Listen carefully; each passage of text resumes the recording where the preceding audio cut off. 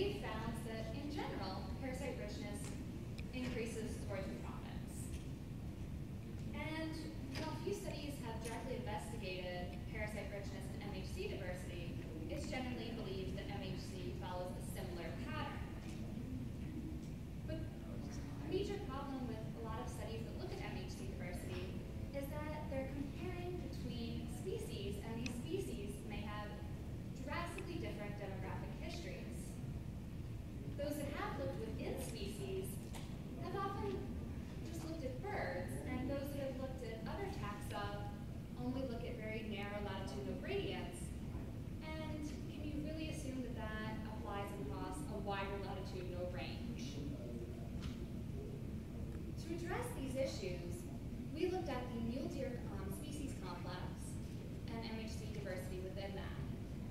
For the purpose of this talk, mule deer refers just to the main mule deer lineage, not any of the black-tailed deer subspecies. This group is highly mobile. They have high densities, lots of gene flow, found across such a wide range, as far north as the Yukon, going down into northern Mexico. So it's a great system in which to look at selection. And as with other cervid species, it's host to a wide variety of parasites, including things such as ticks and nematodes. So our hypothesis is pretty simple. Does MHC diversity increase as latitude decreases?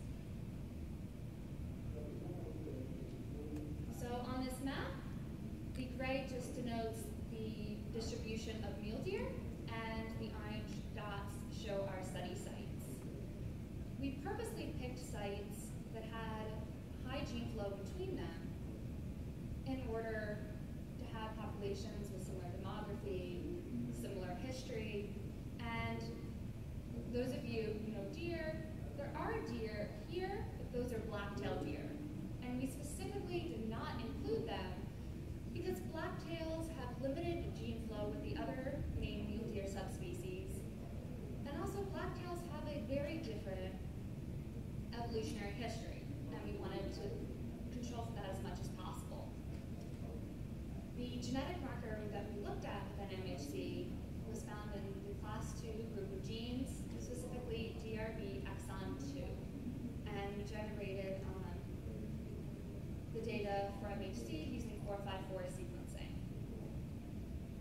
We also included microsatellite data from a previously published study in my lab in order to compare between MHC, which we hypothesized would be under selection, from neutral markers. As in white-tailed deer and other similar species, we found evidence for only one copy of this exon. And I just want to mention the reason we chose this exon was because it was among the most variable in mammals.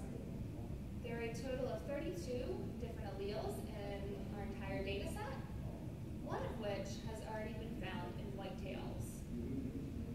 Mule deer and whitetails are sister species, they interbreed, so we weren't really surprised by this finding.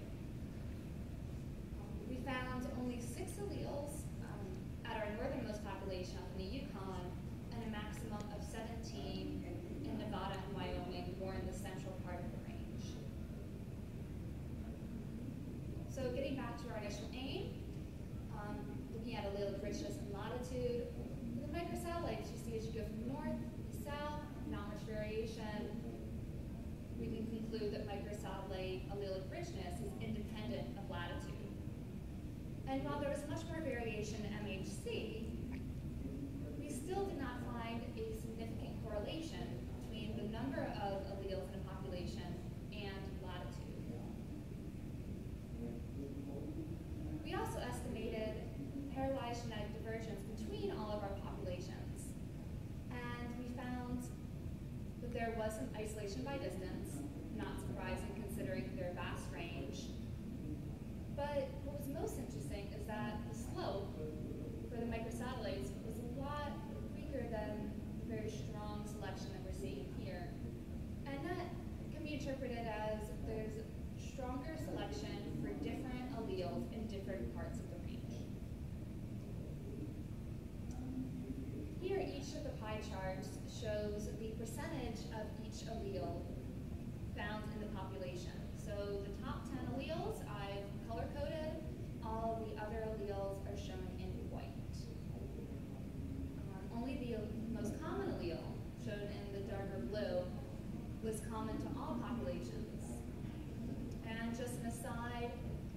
allele that was also found in whitetails is the one in purple. And even though the white-tailed deer typically inhabit this part of North America, we see that it's found in various populations away from the contact zone. So if latitude isn't really explaining what's going on, what is? So logically, we looked at environmental variables. So we looked at 19 separate variables off bioclimate that looked at various aspects of temperature and precipitation. And only 2 of these were significantly correlated with MHC richness. The first, precipitation seasonality, we found that as precipitation became more consistent throughout the year, we found greater allelic richness in those populations. And also, the mean temperature during the wettest quarter of the year was also correlated with allelic richness, with populations in colder areas having greater richness.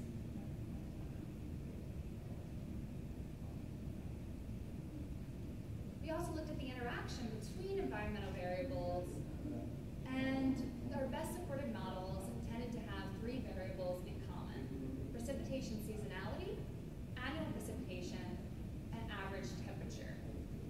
So as I mentioned just before, precipitation seasonality was correlated directly with allelic richness. And we found that more consistent rainfall, higher rainfall, and lower average temperatures tended to predict higher MHC diversity. So, to sum up these findings, MHC diversity was not correlated with a decrease in latitude, rather it was independent.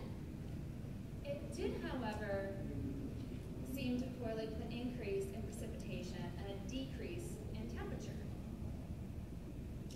And this information actually makes sense when you compare this data in the light of parasite diversity.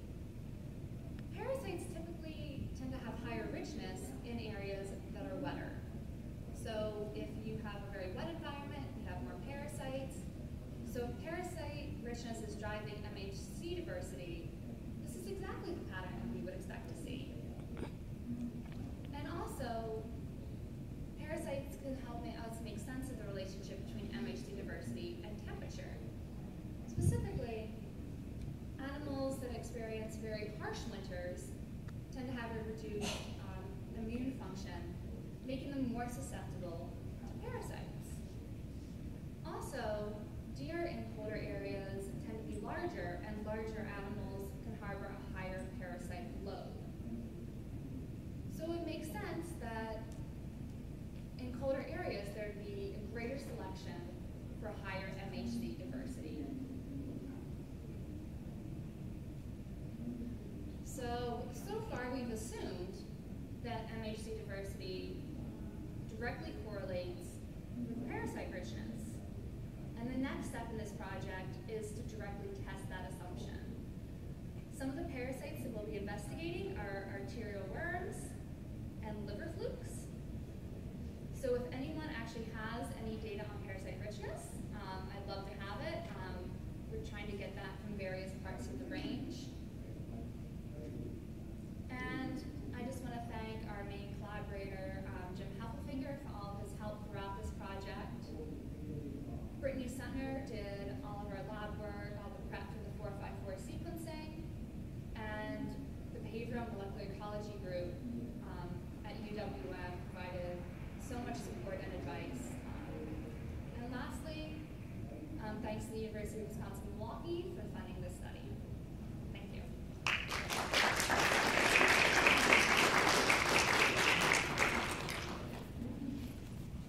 So, plenty of time for questions if you have any.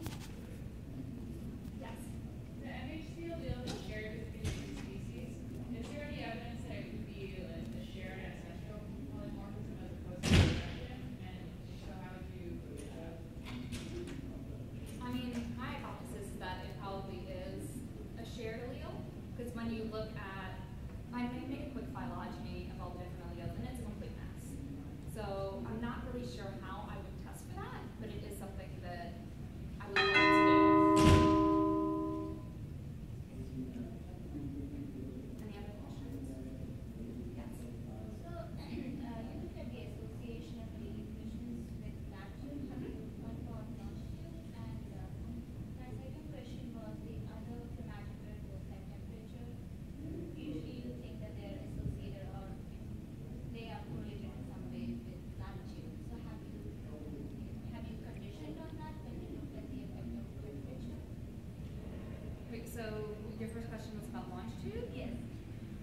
No, we did not test for that. That would be an interesting thing to test for, so I'll probably do that right after this talk. We did eliminate variables that were correlated. What was interesting is deer are such habitat generalists, they occur everywhere. So, can you repeat your second question? I can't quite hear. Yeah, so my second question was that usually climatic variables are correlated along that two and non-trivial gradient.